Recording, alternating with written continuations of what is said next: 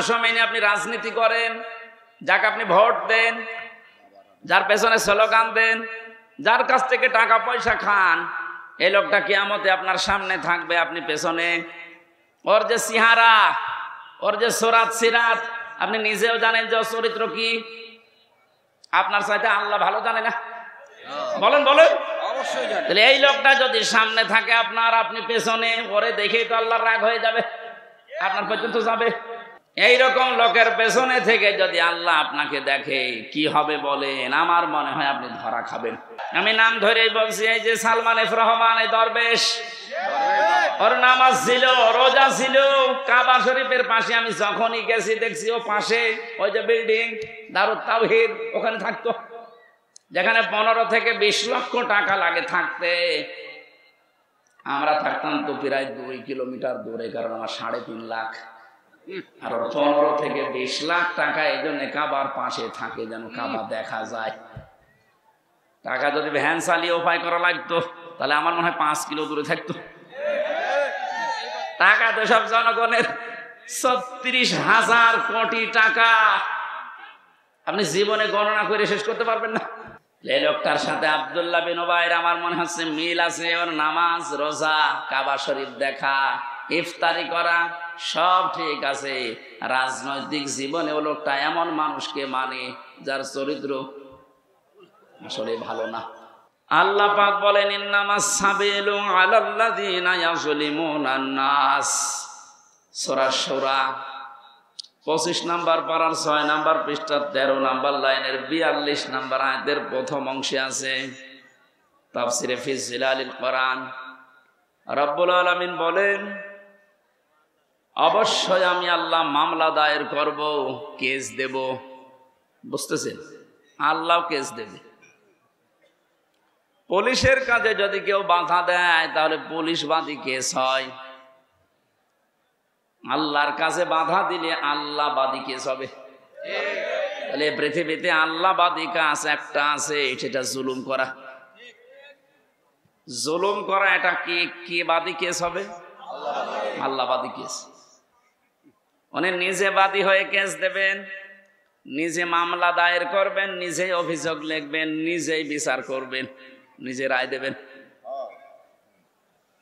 কিছুদিন আগে আমাদের এই সিস্টেম ছিল, ওনারা নিজেরাই ধরে নিয়ে যেত, নিজেরাই লিখত, নিজেরাই উকিল, নিজেরাই বিচারপতি, নিজেরাই রায়। এইটা হয়েছিল আমার সাথে, আমি নিজে টের পেয়েছি, এই জন্য বললাম। সবাই না, এই সিস্টেম যদি আল্লাহ নিজে শুরু করে বলেন তো তখন আপনি কি করবেন? আপনি দেখেন সব কিছু দলীয়করণ করতে করতে এমন জায়গায় দেশটা নিয়ে গেছে, এমন দুর্নীতিগ্রস্ত হয়েছে দেশটা, জাতীয় মসজিদের খতিব পর্যন্ত পালিয়েছে। একটা দেশের কেন্দ্রীয় মসজিদের ইমাম যদি পালিয়ে যায় তাহলে বোঝা যাচ্ছে দেশটা কোথায় কি দাঁড়িয়েছে। তাহলে আল্লাহ নিজে বিচারপতি, নিজে রায় দেবেন। বিচারপতি যদি খারাপ হয়, যদি চরিত্রহীন হয়, যদি বিবেকহীন হয়, তার রায় যে কত মানুষের জীবন নষ্ট করে দেয় এর বাস্তব প্রমাণ এই কালামানিক। আল্লাহ এমন ধরা ধরেছে বিসি পর্যন্ত নেই। আমার মনে হয় পৃথিবীর ইতিহাস তৈরি করে দিয়ে গেল এই লোকটা। ক্ষমতা যখন পেয়েছিল এবং দালালি যখন করতো, মনে হতো যে কি না কি হয়ে গেছে। আর এক একটা কথা সবগুলো ইসলামের বিরুদ্ধে, আলেম ওলামাদের বিরুদ্ধে। আল্লাহ এমন ধরা ধরেছিলেন, পৃথিবীর ইতিহাসে আমি এত অপমান কাউকে হতে দেখিনি। কলার পাতা শুয়েও পার পায়নি। শেষে বিসিটা গেল বুড়ি, এখন আপনি টের পান। অবস্থা ভালো না। আজকে দেখলাম মনে হয় আজরাইল দেখা করেছে, মনে হয় বিদায় নেবে। এটা তো গেল দুনিয়ার শাস্তি। আল্লাহ বলেন জালেমদের বিরুদ্ধে যেহেতু আমি নিজে মামলা দায়ের করবো, ওটা যে কি করবো, আমি কি রায় দেব কেউ জানে না। ওয়ালা তাহসাবান্নাল্লাহা গাফিলান আম্মা ইয়ামালু যালিমুন। হে নবী, আপনি কি মনে করেন যে জালেমদের সম্পর্কে আমি কোনো খোঁজ রাখি না? সবচাইতে বেশি খোঁজ রাখি জালেমদের বিষয়ে, ওদেরকে শুধু ছাড় দিয়েছি। ইন্নামা নুমলি লাহুম লিয়াজদাদু ইসমা, আমি আল্লাহ ওদেরকে ওদের পাপের পরিপূর্ণ করার জন্য ছাড় দেয়, যে নাই যত বাড়বে বাড়, তোর পাপ যেন একেবারে পূর্ণতা পায়। বাস্তবতা আমরা এটাই দেখলাম, অনেকের পাপ একেবারে পরিপূর্ণ হয়ে গেছে। হাজারো মানুষের জীবন নষ্ট করার কারণে আল্লাহর আরশ পর্যন্ত কেঁপে গেছে। আল্লাহুম আযাবুম মুহিন, আল্লাহ তাআলা বলেন ওদের জন্য আমি অপমানজনক শাস্তির ব্যবস্থা করে রেখেছি। বলেন নাউজুবিল্লাহ। এই জন্য যারা জালেম, আপনার দুনিয়া শেষ, আপনার আখিরাতও শেষ, আপনি আরো ভয়ঙ্কর বিপদের দিকে যাচ্ছেন। এই জন্য আমার আহ্বান থাকবে, জালেম যারা তারা এখন থামবেন, কারণ জালেমের কিন্তু তওবাও কবুল হয় না। ফেরাউনের তওবা কবুল হয়েছিল, কিন্তু এতটুকু বলেছিল আন্নাহু লা ইলাহা ইল্লাল্লাহ বলতে পারেনি।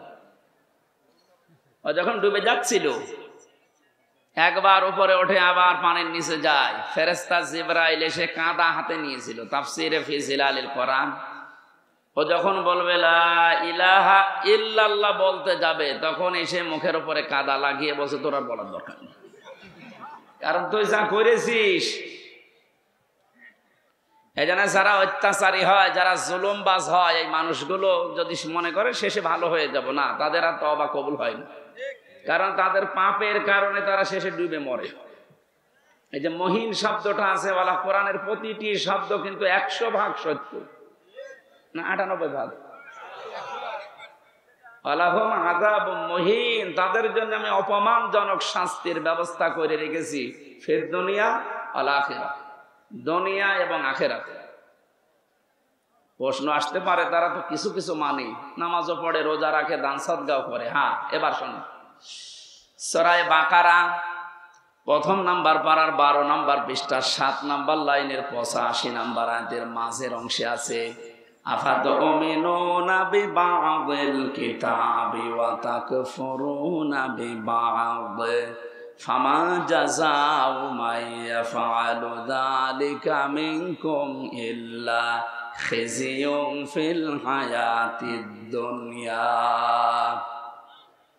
আল্লাহ পাক বলেন, কোন মানুষ যদি পৃথিবীতে আমার কোরআনের কিছু মানে আর কিছু বাদ দিয়ে দেয়, আমার মনে হয় সারা বিশ্বের যতগুলো দেশে ঘুরলাম, অন্যান্য দেশে যারা কাফের তারা আসলেই কাফের। আমাদের যে 96% মুসলিম, আমরা অন্য আর যাই করি আল্লাহ একজন আছে এটা তো বিশ্বাস করি, এই 96% মানুষেরা কি কথা বলে, 4% নাই বাদ দিলাম। এই মানুষগুলোর ভেতরে আল্লাহর এই আয়াতটা 100% আমার মনে হয় মিলে যায়।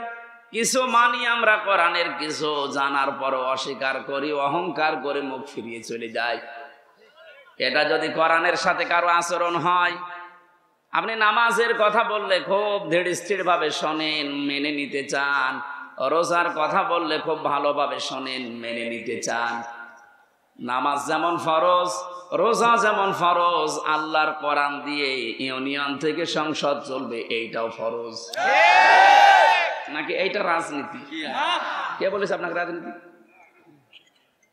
আপনার নামাজে যদি জান্নাতে নিয়ে যায়, আপনার রাজনীতি জাহান্নামে নিয়ে যাবে না, তাহলে এটা ঠিক করা লাগবে না?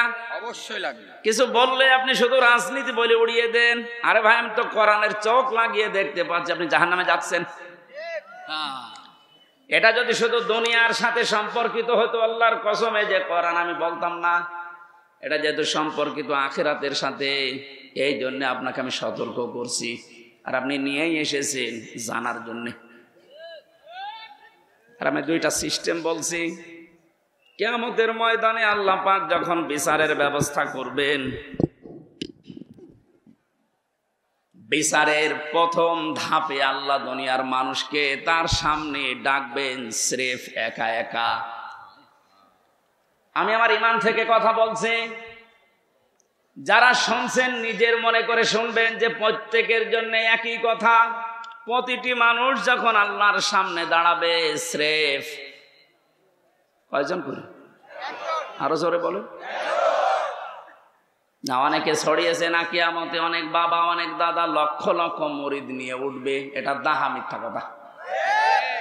সূরা মারিয়াম 16 নম্বর পারা 10 নম্বর পৃষ্ঠার 15 নম্বর লাইনের 95 নম্বর আয়াত, এটা শেষ নাম্বার রুকুতে আছে। এটা আছে ইবনে কাসিরের ভেতরে, নাকি আরো দলিল দেওয়া লাগবে? হ্যাঁ, আরো দলিল দেবো নাকি? আর তো দলিল নেই, কোরআনের উপরে আর দলিল আছে? আল্লাহ পাক বলেন প্রতিটি মানুষকে আমি আল্লাহ কিয়ামতে আমার সামনে বিচারের জন্য ডাক দেব প্রথম ধাপে একা একা। কয়জন করে? কেউ থাকবে না আপনার সাথে। একটু নিজের দিকে মিলান তো এই বাস্তবতাটা। আপনি নিজে দাঁড়িয়ে আছেন আল্লাহর সামনে, আল্লাহ এবার জিজ্ঞাসা করবে, হামজা 2024 সালের আগস্ট মাসের 31 তারিখ পর্যন্ত তোরে মাফ করে দিলাম, যা। শুধু সেপ্টেম্বরের 1 থেকে 6 তারিখ, এই 6 দিনের হিসাব দিয়ে তুই জান্নাতে চলে যা। ও ফরিদপুরবাসী, আমার যতটুকু বাস্তবতা আমি যা দেখতে পাচ্ছি, আমার যা ঈমান আমল আছে, আমার তো এই 6 দিনের হিসাব এখনো জোগাড় করা সম্ভব না। আপনারা পারবেন? হ্যাঁ,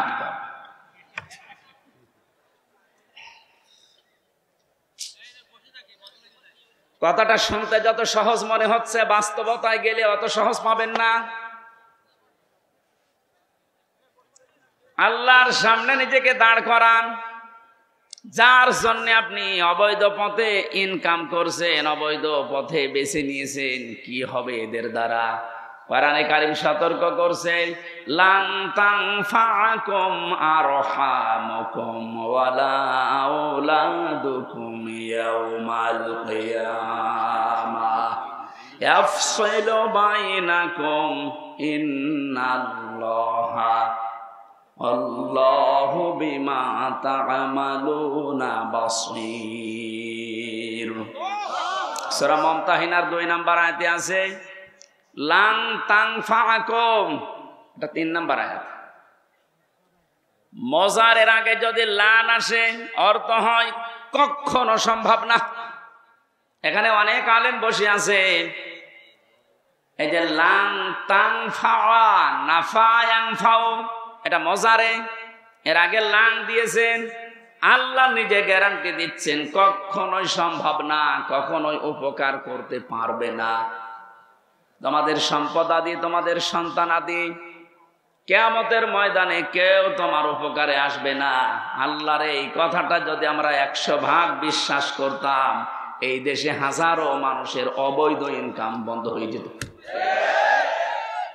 আমরা ওই যে কিছু ভাষা বিশ্বাস করি, এই জন্য আমাদের অবৈধ পথ বন্ধ হয় না।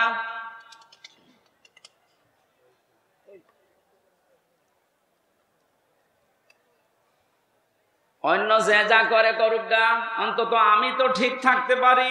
জীবন চলে গেলেও কার জন্য কি করব? আমার সন্তানের জন্য, স্ত্রীর জন্য, এরা সব কিছু আমার থেকেই পার্থক্য করে দেবে আল্লাহ। সেঙ্গায় ফুৎকার দেওয়ার সঙ্গে সঙ্গে যত রকমের সম্পর্ক ছিল আপনার দুনিয়ায়, আল্লাহ বলেন ফালা আনসাবা বাইনাকুম, নসবের বহু বছর আনসাব, কোন সম্পর্ক আর বাকি থাকবে না, সব কাট করে দেবেন। যা নিজের স্ত্রীকে দেখার পরও বলবেন কে তুমি? আমার তো দুনিয়ায় বিয়েই হয়নি, বউ পাবো কোথায়?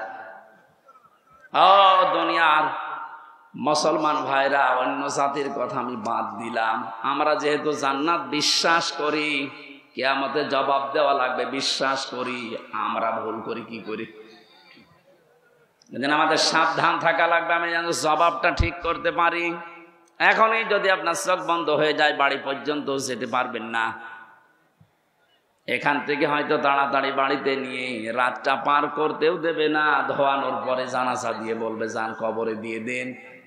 রাতের বেলা থাকলে ওরে আবার পাহারা দেওয়া লাগবে, জিন আসতে পারে। কোথায় আছি আমরা? আপনি একটু নিজের দিকে সত্যি করে ভাবেন তো, দাঁড়িয়ে আছেন আপনি, সত্যি বলে বলেন, নিজে ভাবেন আপনি সত্যি কি পারবেন এই 50, 60, 70 বছরের হিসাব দিতে? আমার তো 6 দিনেই ভয় লাগছে। আপনি 60 বছর বাঁচবেন কি করে? এক গ্লাস পানির হিসাব যদি আল্লাহ নেওয়া আরম্ভ করে, বিশ্ব নবী বলেছেন কেউ জান্নাত পাবে না। আল্লাহ যদি দয়া করে বলে যা মাফ করে দিলাম, তাহলে আপনি মাফ পাবেন। তো ওনার তো মাফ পাওয়ার জন্য কয়েকটা গুণ দুনিয়ায় আপনার ওর ভেতরে থাকা লাগবে। ওই কথাগুলো আজকের তেলাওয়াত কি তো আয়াতে আছে। আল্লাহ আমার জন্য গফুর হবেন, ক্ষমাশীল হবেন, দয়াশীল হবেন, মেহেরবান হবেন কখন? নবীজিকে দিয়ে আল্লাহ বলিয়েছেন। ওই কথাগুলো আজকে তাফসীর আকারে আমরা যেন শুনি, মেনে চলতে পারি। বলেন আমিন।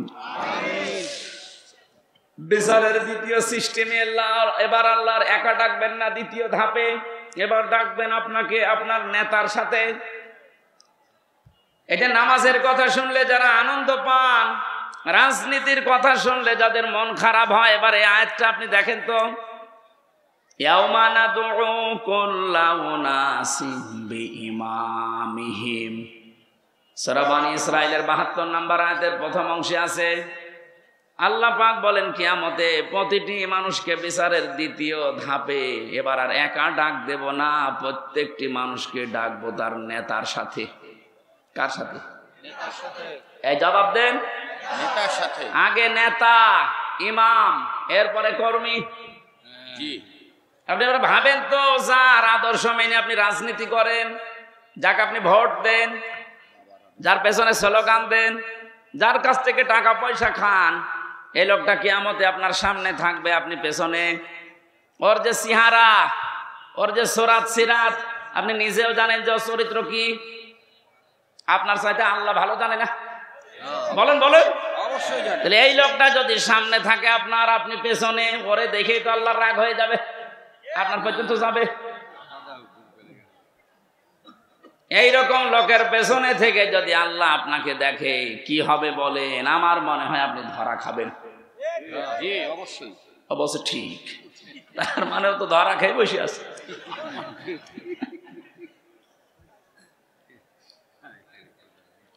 না, আসলে তো ঠিকই বলেছে, কারণ যেরকম চলে ঠিক ওই রকম কায়দায় বলছে। আমরা যেন ধরা না খাই, এই জন্যই তো সতর্ক করছি।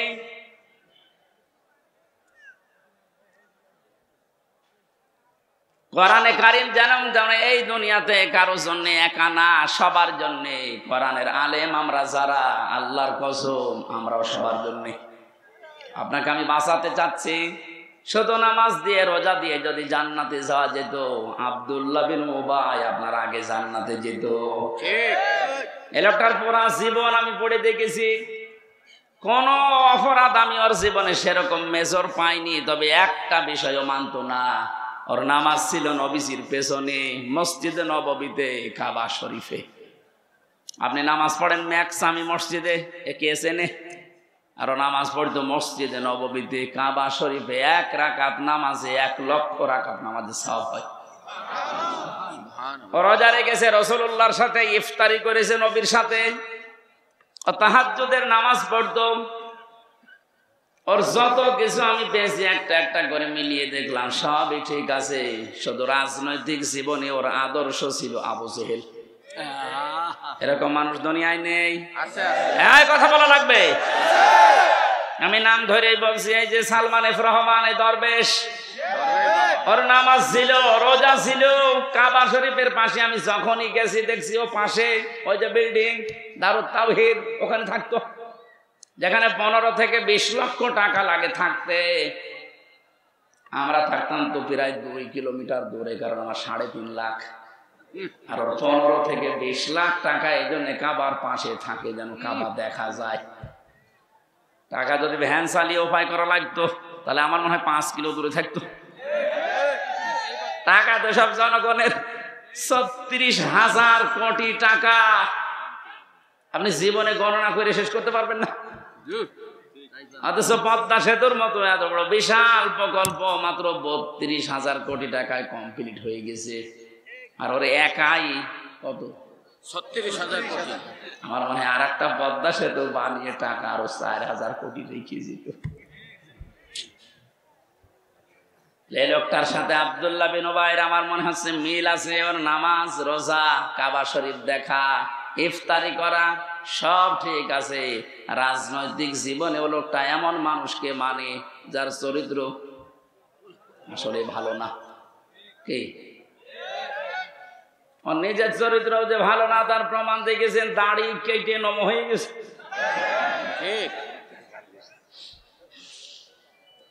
প্রশাসনের লোক যখন ধরতে গেছে ওরা কিন্তু চিনতে পারে নাই। আর একটা ছিল নমক, আইনের চেয়ারে বসে শুধু বেআইনি কথা বলতো। এই লোকটারে যখন ধরে নিয়ে যাচ্ছিল এই আইনমন্ত্রী, অবশ্য আমি একা কেন, ওই যে ওর বেশ ওর দাড়ি কই, দাড়ি কেটে ফেলে দিয়েছে। যেই লোকটা এত বড় ভাওতাবাজি করতে পারে মানুষের সাথে, যে রাসূলুল্লাহর সুন্নাত, দাড়ি কি হামজার সুন্নাত? কার সুন্নাত? অপরাধ বোধ কত বেশি, নিজে কাজ করেছে এই জন্য তো অপরাধী।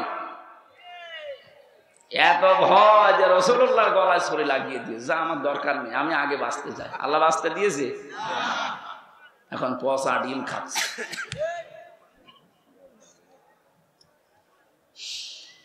ফরিদপুরবাসী, যেহেতু আপনি বুঝেই ফেলেছেন কিয়ামতের ময়দানে দ্বিতীয় ধাপে আপনাকে আল্লাহ আপনার নেতার সাথে ডাকবে, সুতরাং এমন মানুষের পেছনে থাকা লাগবে যাকে দেখলে আল্লাহ রসুলের কথা মনে হয় এবং যার কর্ম এবং বাস্তবতা রাসূলুল্লাহর সাথে মিলে যায়।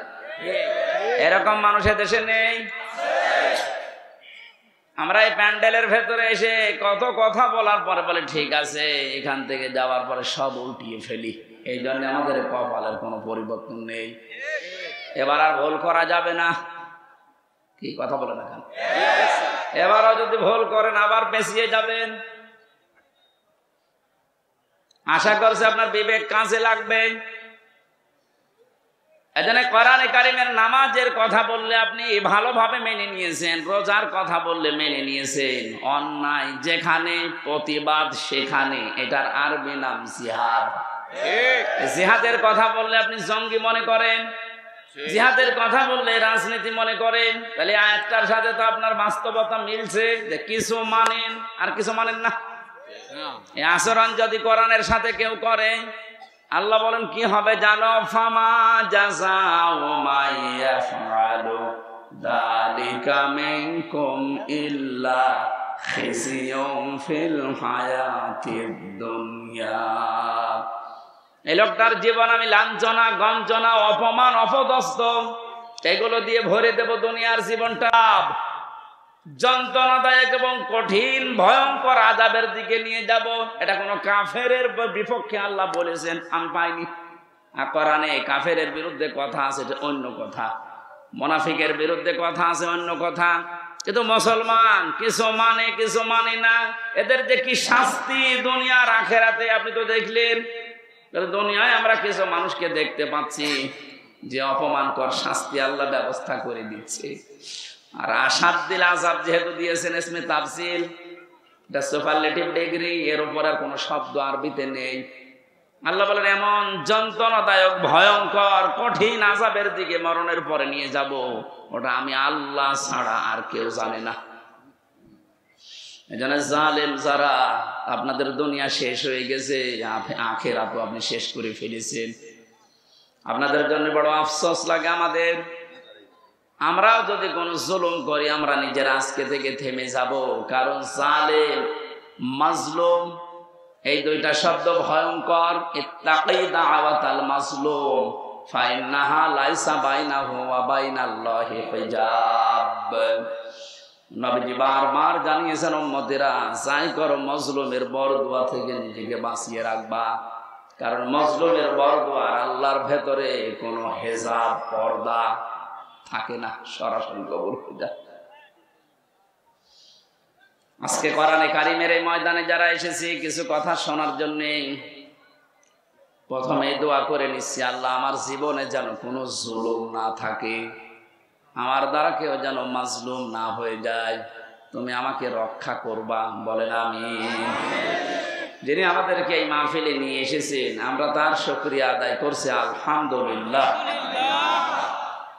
দরুদ আর সালাম পড়ছে আমাদের নবী মুহাম্মদ রাসূলুল্লাহ সাল্লাল্লাহু আলাইহি ওয়াসাল্লাম। আমাদের আজকের আলোচনার বিষয় হচ্ছে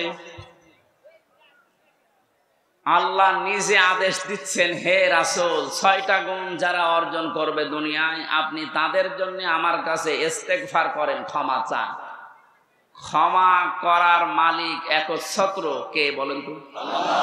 দুনিয়ার কোন পীরের আছে? নবীজির আছে? না। ক্ষমা করতে পারে শুধুমাত্র আল্লাহ নিজে।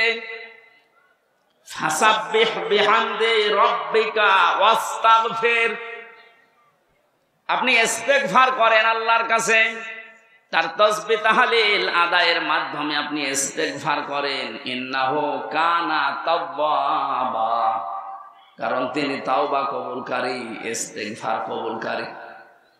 আমার ভালোভাবে শিক্ষা নেওয়ার বিষয় এখানে এইটা, যেহেতু তাওবা কবুল করবেন একজন, তিনি আল্লাহ, তিনি নিজে শিখিয়ে দিচ্ছেন, নবীজি এই 6টা গুণ যাদের ভেতরে আছে আপনি তাদের জন্য আমার কাছে ক্ষমা চান। তাহলে এটা ক্ষমা করার, এই আয়াত থেকে বোঝা যাচ্ছে আল্লাহ এই 6টা গুণ বিশিষ্ট মানুষদেরকে ক্ষমা করবেন বলে জানিয়েছেন। আমাদের এখন বুদ্ধিমানের কাজ হবে এই 6টা গুণ দুনিয়া থেকে অর্জন করে তারপরে বিদায় নেওয়া। বরাবর না কেন? আসুন আমরা দেখি আমাদের ভেতরে এগুলো আছে কিনা। সূরা মুমতাহিনা 12 নাম্বার, একটা মাত্র আয়াত পড়েছি। মুমতাহিনা শব্দের শাব্দিক অর্থ হচ্ছে পরীক্ষিতা নারী। কি নারী? যারা পরীক্ষা দিয়ে উত্তীর্ণ হয়ে গেছে। এ পৃথিবীতে বহু নারীর জীবনী আমি পড়েছি, সর্বোত্তম জীবনী আমার কাছে 6 জনের মনে হয়েছে। এই মানুষগুলো পরীক্ষা দিয়ে উত্তীর্ণ হয়ে তারা জান্নাত অলরেডি আল্লাহ পেয়ে গেছে। তার ভেতরে 1 নম্বরে হযরতে আসিয়া। হযরতে আসিয়া আলাইহিস সালাম এত বেশি পরীক্ষা দিয়েছিলেন তার ঈমানের উপরে টিকে থাকতে গিয়ে। পৃথিবীর মানুষরা যদি হিসাব করে, হিসাব মিলানো সম্ভব না। শুধুমাত্র ঈমানের উপরে টিকে থাকতে গিয়ে হাতের ভেতরে তিনি পেরেক লাগিয়ে দিয়েছে তার নিজের স্বামী, পায়ের ভেতরে পেরেক লাগিয়েছে, মাথার উপরে গরম তেল ঢেলে দিচ্ছে, কপালের ভেতরে শলাকা লাগিয়েছে। এ কঠিন অবস্থায় হযরতে আসিয়া দেখলেন আল্লাহ পাক জান্নাত জিবরাইলকে দিয়ে পাঠিয়ে দিয়েছে। তিনি জান্নাত দেখলেন, ডাক দিয়ে বললেন, ইদি ক্বালাত রাব্বি বনিলি ইনদাকা বাইতান ফিল জান্নাতি ওয়া নাজ্জিনি মিন ফিরআউনা ওয়া আমালিহি ওয়া নাজ্জিনি মিনাল কওমিজ যালিমিন। হযরতে আসিয়া ডাক দিয়েছেন, রব্বুল আলামিন, তুমি আমার জন্য জান্নাতের ভেতরে একটা ঘর বানিয়েছো, এভাবে না তৈরি করে তুমি যেখানে আছো ওই জায়গায় একটা ঘর আমার জন্য বানিয়ে দাও, যেন সব সময় তোমারে আমি দেখতে পারি।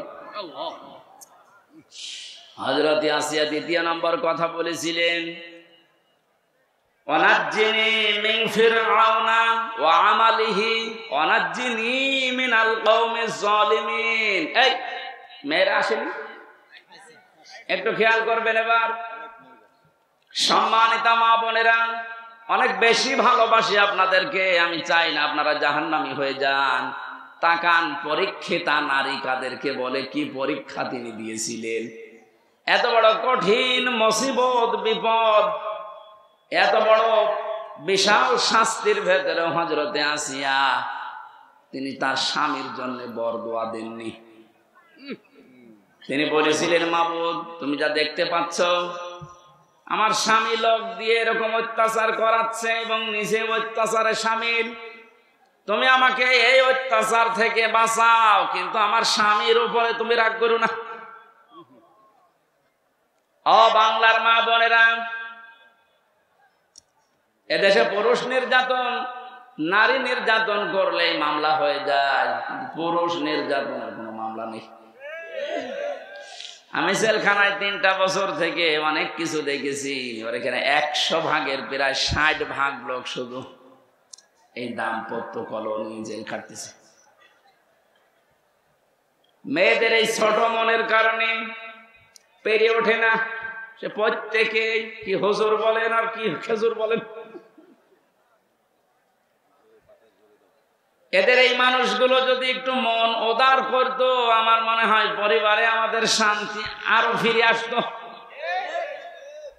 বাস্তব দেখেছি যে জল্লাদটা এখন আছে, আগে তো শাহজাহান ছিল, ও মারা যাওয়ারও বের হয়ে মারা গেছে, এখন নতুন একজন দায়িত্ব পেয়েছে, ইলিয়াস, চট্টগ্রামে বাড়ি। লোকটাকে একদিন বললাম, ভাই কি অবস্থা বলেন তো?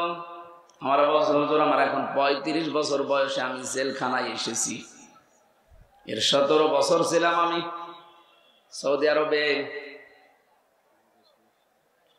আর আমার এখন ফাঁসির আসামি আমি।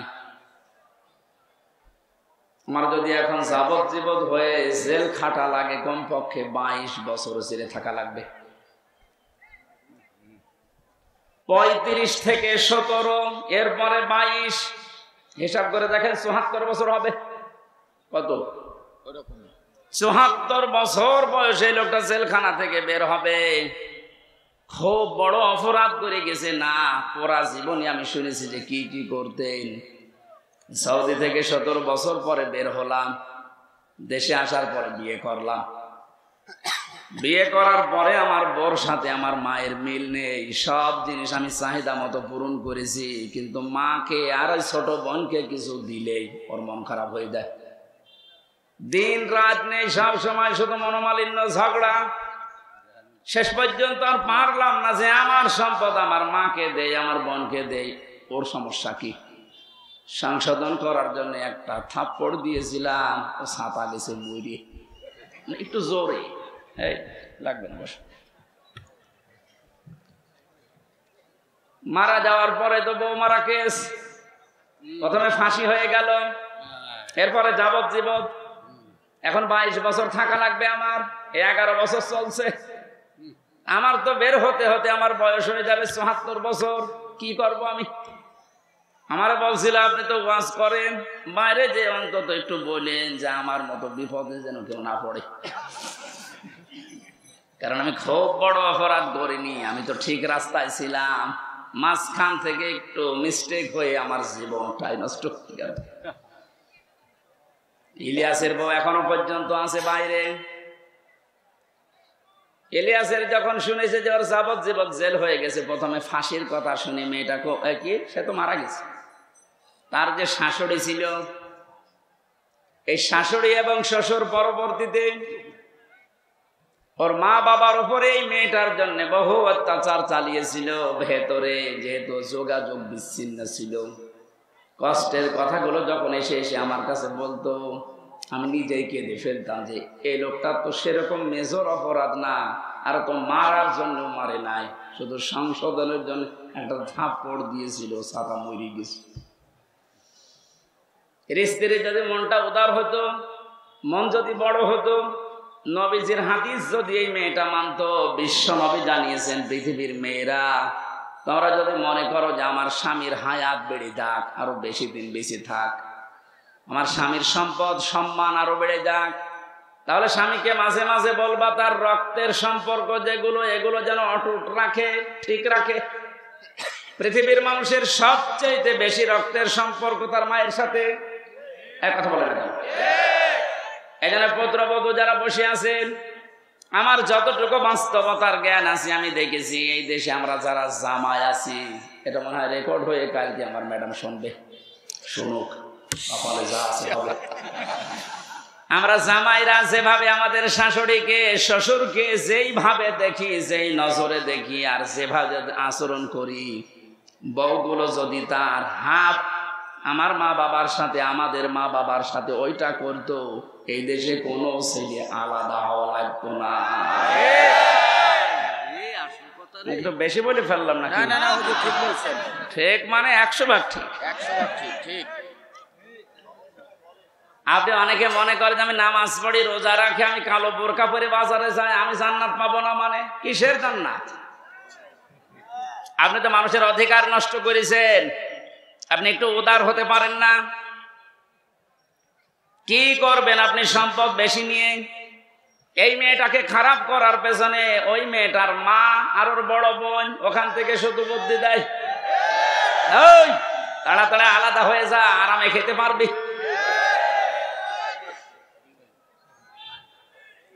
এখানে তাকবীর দেওয়ার দরকার, সর্বনাশ হয়ে যাচ্ছে আর তাকবীর দিচ্ছে। যেহেতু পয়েন্টটা এসেছিল, মা বোনেরা হাতে পায়ে ধরে বলছে আপনাদেরকে, বাঁচতে যদি চান 4টা যে ফরজ কাজ আছে তার ভেতরে কিন্তু স্বামীর সেবা, স্বামীর মন জয় করা আপনি পারছেন না।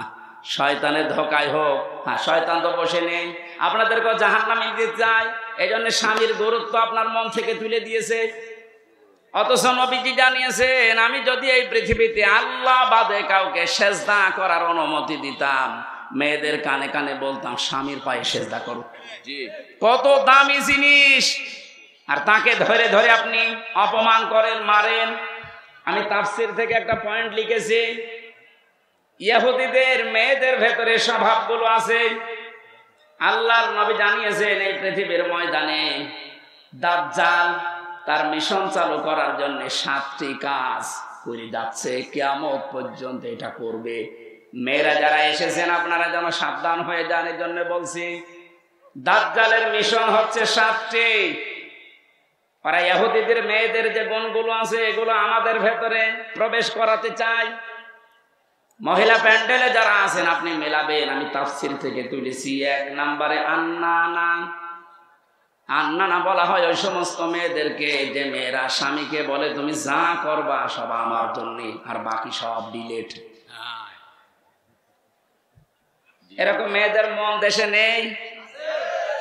এটা দাজ্জালের একটা মিশন। প্রথম যেই মেয়েকে দাজ্জাল টার্গেট করবে, মনে করবেন ওর ভেতরে এই গুণটা পয়দা হবে, এই দোষটা, যে যা করবা তুমি সব আমার জন্য, বিয়ে আমারে করেছো, এখন তোমার মা বাবা বোন ভাই যা আছে চাচা ফুফু সব ডিলিট করো। এরকম মন, এরকম কথা বলে, এরকম বউ দেশে আছে না নেই? আপনি বিশ্বাস করতে পারেন ওই মহিলাকে দাজ্জাল টার্গেট করেছে, ওকে জাহান্নামে নেওয়ার জন্য। 2 নম্বরে মান্নানা, যে মহিলা খালি খোঁটা দেয়, বাবার বাড়ির কথা তুলে মাঝে মাঝে স্বামীর মনে কষ্ট দেয়, খোঁটা দেয়, তুমি আমার চেনো, আমি চেয়ারম্যানের মেয়ে, আমার ভাই একটা মাস্তান। 3 নম্বরে হান্নানা, যে স্বামীর খেদমত করা দরকার এটা করে না, আর উল্টা খেদমত নেয়। যদি বলেন একটু আমি যে 8 ঘন্টা ডিউটি করে আসলাম, একটু পানি দাও, তুমি ডিউটি করেছ আমি বসেছিলাম, পানি নিজে ঢেলে খাওয়ার, আমার একটু ঢেলে দাও। 4 নম্বরে পেয়েছি কান্নানা, অহংকারী, হয়তো সম্পদের, রূপের অথবা বংশের। সব সময় যারা অহংকার করে চলে এই শয়তানের টার্গেটে পরিণত হয়েছে। 5 নম্বরে পেয়েছি হাদ্দাকা, স্বামীর পছন্দের যারা গুরুত্ব দেয় না। নবীজি জানিয়েছেন, বাজার থেকে যদি স্বামী কিছু নিয়ে আসে, পছন্দ যদি নাও হয়, সামনাসামনি কোনো কথা বলবা না। অথচ আপনি আপনার টার্গেট মতো, সমর্থ মতো এত কষ্ট করে একটা শাড়ি নিয়ে আসবেন, জীবনও ওর মনই পাবেন না। এরকম বউ আছে, কার হাত তোলেন তো?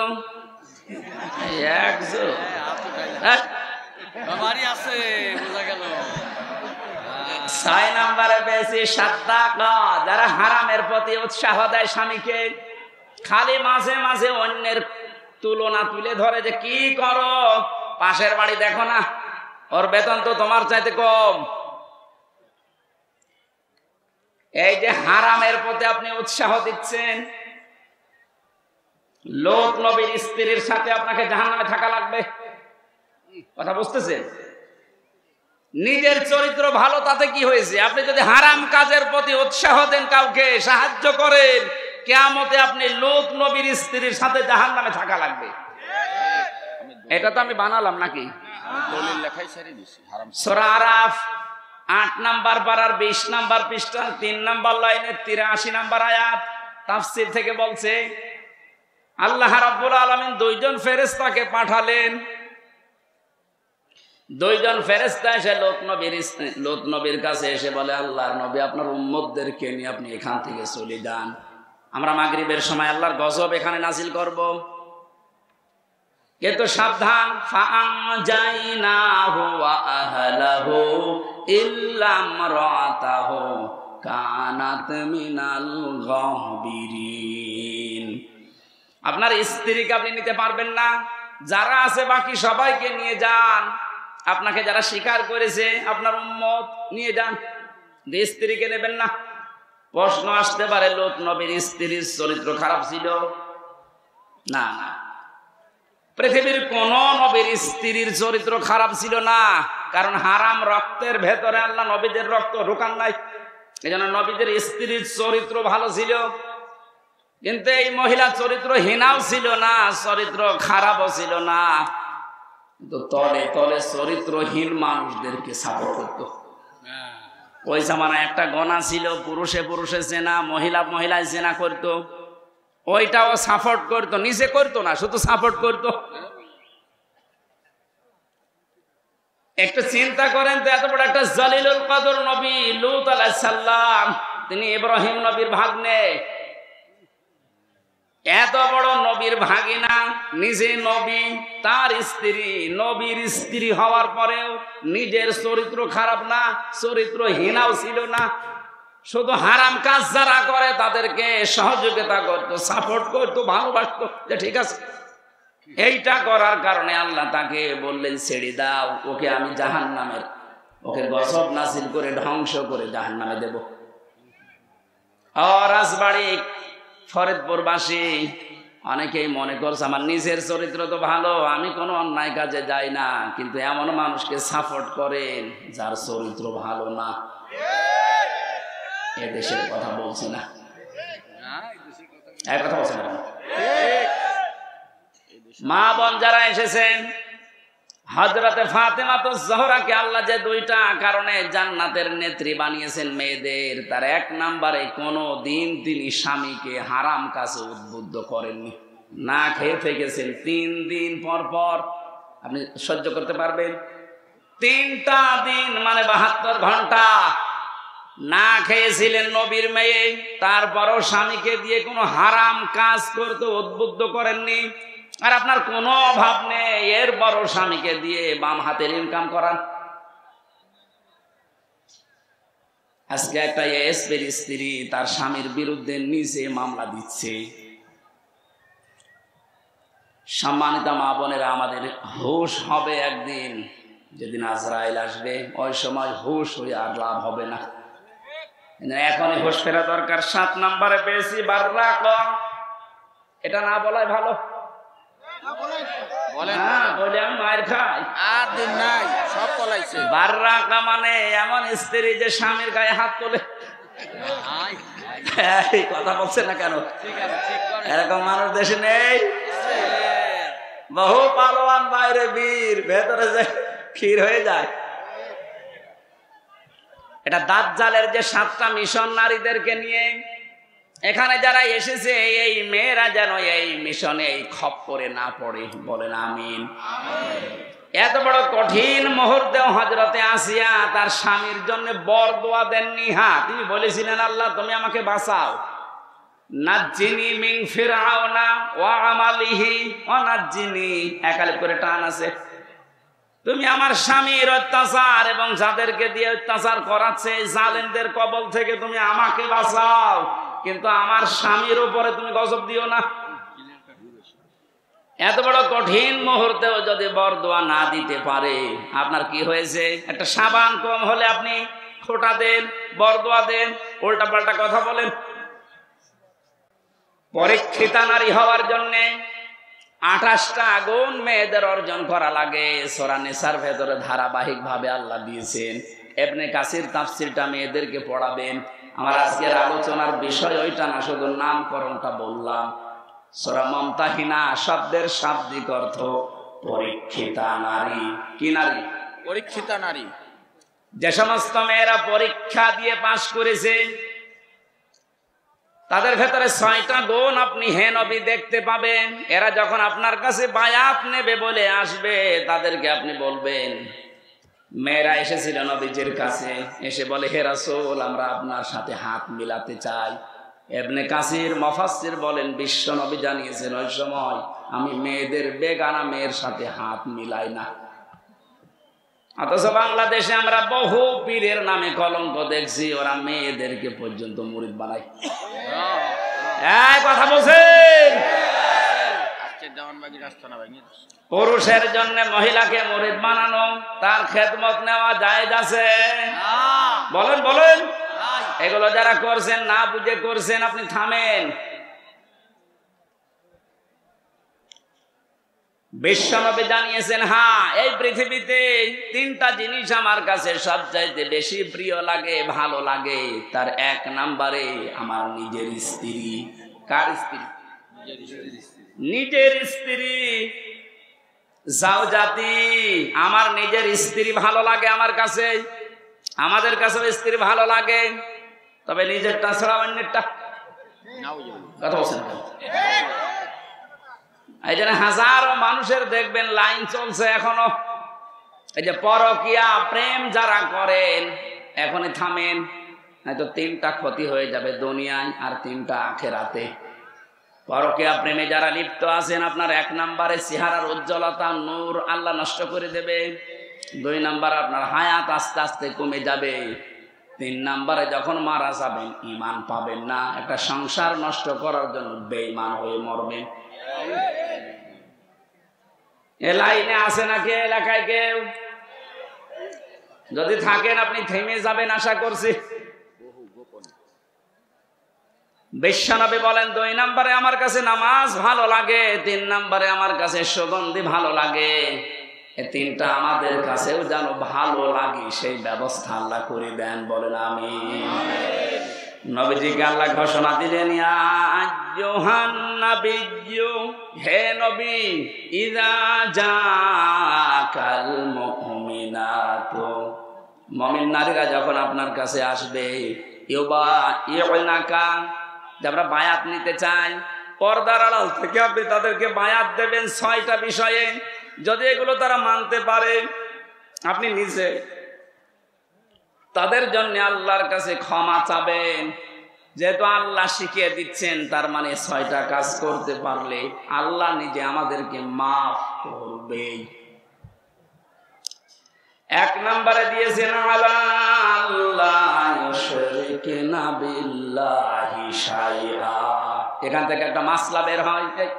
বসেন তো, বসেন, লাগবেন, বসেন।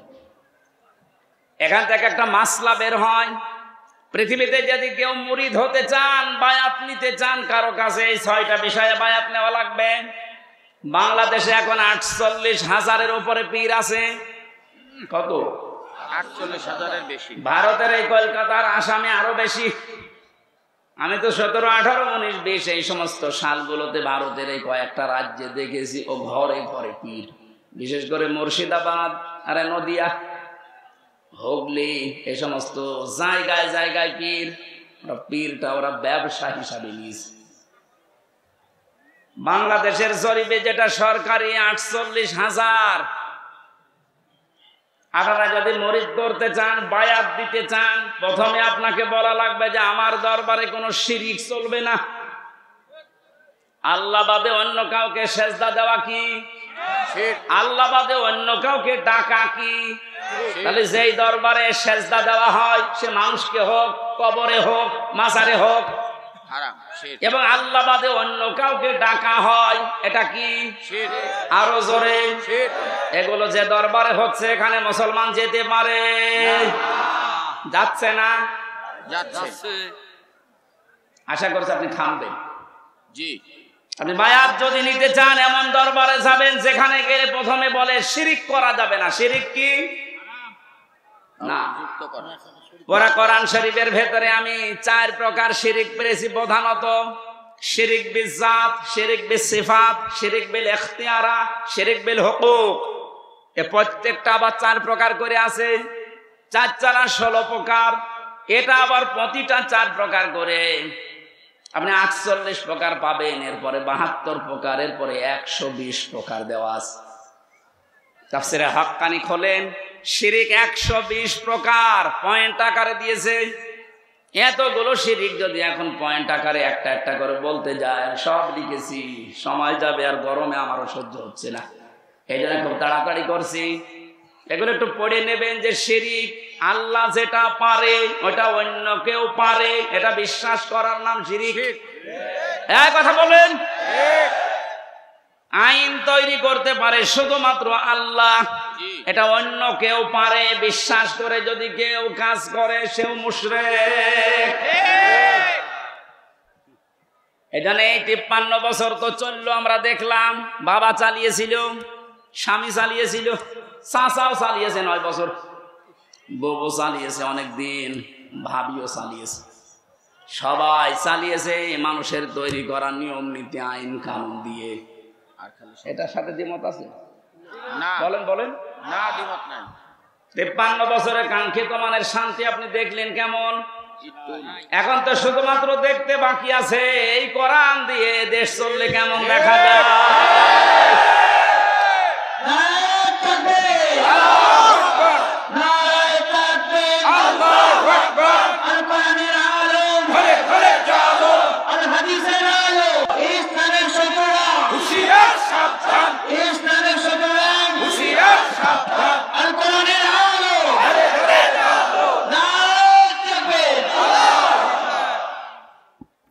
আরে ভাই, আমরা তো দেখলাম যে 53 বছরে কি পারে না, কেমন চলে, যেহেতু এটা বাকি আছে দেখতে, এটা একটু দেখা যায় না?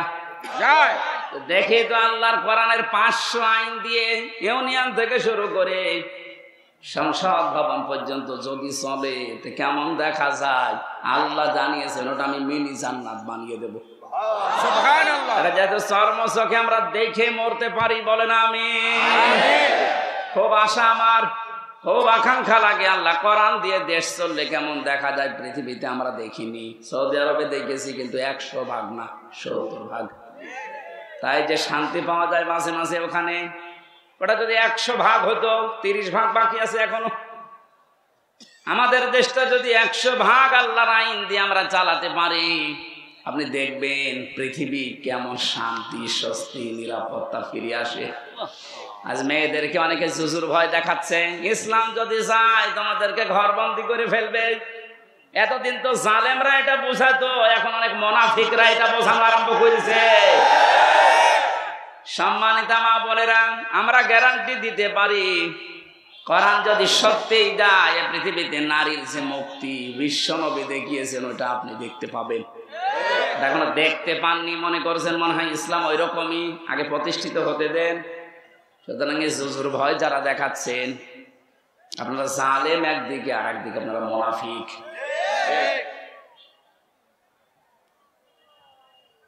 যে শিরিক যদি আমরা এখন শিরিক বিল জাত, শিরিক বিল সিফাত, শিরিক বিল ইখতিয়ারা, শিরিক বিল হুকুক এভাবে পয়েন্ট আকারে একটা একটা করে শুরু করি, আল্লাহ যেটা পারে ওইটা অন্য কেউ পারে বিশ্বাস করার নাম শিরিক। আল্লাহ পারে আইন দিতে, অন্য কেউ পারে না। এই কাজে যারা ইনভলভ আছেন, এই কাজের সাথে যারা জড়িত আছেন, এই কাজে যারা সাহায্য সহযোগিতা করছেন, সাপোর্ট করেন, আপনি যে দল করতে পারেন আপনি মুশরিক। আপনার বায়াত হয়নি, কিসের বায়াত নিচ্ছেন আপনি? 2 নম্বরে আল্লাহ বলেন ওয়ালা ইয়াসরিকনা, হে নবী ওদেরকে বলেন যেন তারা জীবনে চুরি না করে। কি না করে? চুরি না করে। চুরি নেই দেশে?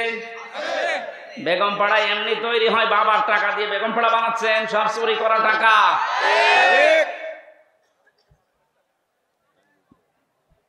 এই যে প্রশাসনের উপরে যাদের রাগ আজ, আমি তো বাস্তবে দেখেছি ওদের সাথে মিশে, মাত্র কয়েকজন উপরে এই শয়তানরা এত কামিয়েছে, এত চুরি করেছে, এখন আর এই মানুষগুলো রাস্তায় বের হতে পারছে না ওদের কারণে। আজকেও কয়েকটা লাইভ দেখেছি, এসআই এবং এএসআই কনস্টেবল সাধারণ যারা ডাক দিয়ে বলছে আমাদের নিজেদের অপরাধের জন্য যদি শাস্তি দিতে চাইতেন আমাদের দিন, আমরা তো হুকুমের দাস ছিলাম, উপর থেকে যে মানুষগুলো আমাদের জীবনটা এভাবে নষ্ট করে দিল, আজ আমরা স্বাভাবিক জীবনে যেতে পারি না। অবশ্যই তাদেরকে আইনের আওতায় এনে শাস্তি দেন এবং ওদের সম্পদগুলো সব বাজেয়াপ্ত করেন। আমরা এটা চাই। বিশেষ করে এই যে মনিরুল, আমি নাম ধরে বলছি কারণ আমি ছিলাম। কাউন্টার টেররিজমের এই মনিরুল, আসাদুজ্জামান, ডিসি মান্নান, হারুন তো শেষ হয়ে গেল। যেই কয়টা আছে এদের সম্পদ গুলো আজ নেন, কারণ এগুলো একটা এদের বাবার সম্পদ না, সবগুলো জনগণের সম্পদ। আপনি বেতন কয় টাকা পান আমি জানি না, আমার দোলা ভাইও তো আছে, ওর সংসার চলে, আমার বাবার কাছ থেকে আরো টাকা নেই। যশোর থানায় আছে, সেও তো এসআই, কই তার তো বেতন চা, তার 2টা ছেলে মেয়ে নিয়ে সংসার চলতে চাই না, আমার বাবার কাছ থেকে টাকা নিয়ে চলা লাগে। তোমার বেতন নাই, তার চাইতে ডবল হইল না, হচ্ছে না। যে মানুষগুলো আছে সাধারণ মানুষকে উল্টাপাল্টা ধারণা না করে উপরে যাদের নির্দেশে এগুলো হয়েছে বা হচ্ছে, বিশেষ করে এই চুরিদারি, এই অবৈধভাবে ইনকাম করা, এদের এই টাকাগুলো সব এখন রাষ্ট্রের কোষাগারে জমা নেই। যদি না দেয় ওদের বউ ছেলে মেয়ে যেগুলো হারাম খেয়ে খেয়ে মানুষ হয়েছে, ওগুলো রাষ্ট্রের কাজে লাগান, ওদেরকে বিক্রি করে টাকা নেই।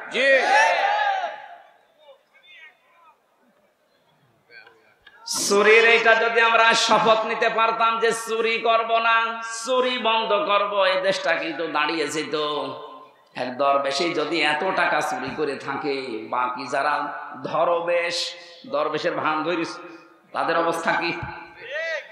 ওরা আসেনি না, জেনা করা যাবে না। জেনা শুধু হাতের জেনা, মুখের জেনা, চোখের জেনা, অন্তরের জেনা, লজ্জা স্থানের জেনা। জেনাগুলো আজ বন্ধ করার জন্য যে যেখানে আসি ওই জায়গা থেকে দায়িত্ব নেওয়া লাগবে, বিশেষ করে মেয়েদের আগে, কারণ জেনা এ শব্দ শুরুই আল্লাহ করেছে মেয়েদের দিয়ে।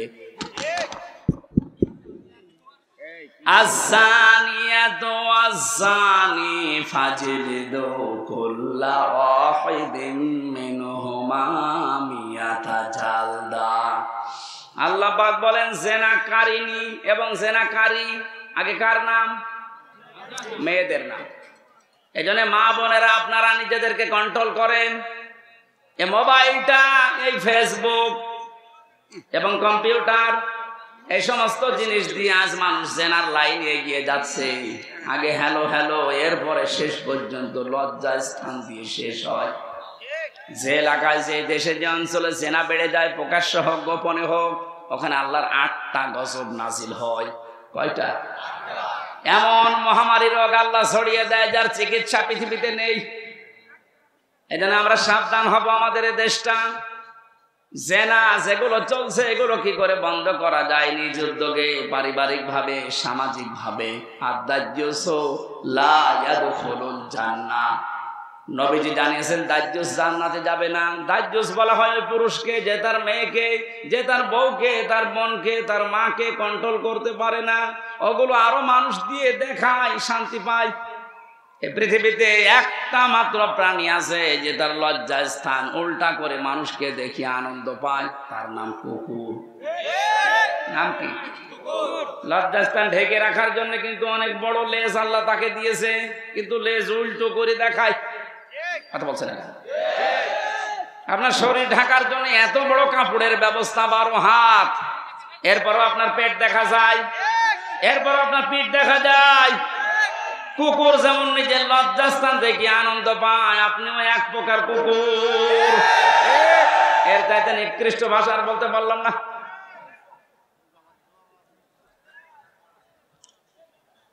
আশা করছি আপনি থামবেন। একটা মহিলা যদি বেপরদা, জেনা এই সমস্ত করার কারণে জাহান্নামী হয়ে যায়, কমপক্ষে 4 জন পুরুষ কিয়ামতের সঙ্গে নিয়ে যাবে। প্রথমে তার বাবাকে, এরপরে বড় ভাইকে, এরপরে স্বামীকে, এরপরে বড় ছেলেকে। আপনি বলেন তো, এক একজন মহিলা যেভাবে চলছে আজ, এভাবে যদি চলতে চলতে ওরা জাহান্নামে যায়, আমাদেরকে যারা 4 জনের নাম বললাম, হয়তো আমি কারো বাবা, নাই স্বামী, নাই বড় ভাই, নাই বড় ছেলে, জান্নাত পাওয়া সম্ভব হবে? এই জন্য কন্ট্রোল হবে। জেনার পরিবেশগুলো বন্ধ করা দরকার আস্তে আস্তে। আল্লাহ পাক বলেন ওয়ালা ইয়াকতুলনা ওয়ালাদাহুন্না, খাবারের ভয়ে সন্তানকে হত্যা করো না। এখানে কয়েকটা মাসলা বের হয়, আপনাদের মনে হয় কষ্ট হয়ে যাচ্ছে নাকি? না না না, আমার তো কষ্ট হচ্ছে, আমি একটা ফ্যানের ব্যবস্থা যদি করতেন আগে থেকে এই ঝামেলাটা হতো না। পাখা দেন তো, পাখা দেন। এখন ওইভাবে হয়, মানুষ একবার একদিন দাঁড়িয়ে দাঁড়িয়ে বাতাস দিবে, ওর জীবন না, ওরে বাতাস দিয়াবেন, একটু ফ্যান দিলে প্রথমে দিলে ভালো। ওয়ালা ইয়াতিনা বিবহতানি ইয়াফতারিনাহু বাইনা আইদিহিন্না, জেনে বসে কোন মানুষ যেন একজনের উপরে অপবাদ চাপিয়ে না দেন, এই সিদ্ধান্ত নিয়ে এই বায়াত নিয়ে আমার কাছে আজকে থেকে যান। এই গোনাটা বাংলাদেশ সহ বিশ্বে এখন বহু জায়গায় আরম্ভ হয়েছে, কিচ্ছু জানে না যে লোকটা আন্দাজে তার উপর একটা অপবাদ দোষ চাপিয়ে তার জীবনটা ধ্বংস করে দেওয়া হচ্ছে। কথা বলেন ঠিক কিনা? বহু ভুক্তভোগী মানুষকে আমি জেলখানায় পেয়েছি, একেবারে নিরপরাধ, কিচ্ছু জানে না ও বিষয়ে, আন্দাজে দোষটা চাপিয়ে তার সংসারও শেষ, তার জীবনটাও শেষ করে দিলেন। এই গুনাহ আপনি মাপ পাবেন না। অপবাদ দেওয়া থেকে আমাদের বিরত থাকা লাগবে, খুব মারাত্মক অপরাধ এটা, অপবাদ। 6 নম্বরে আল্লাহ বলেন ওয়ালা ইয়াসিনাকা ফি মা'রুফিন ফাবাই'হুন্না, কোন ভালো কাজ যদি আপনি আরম্ভ করেন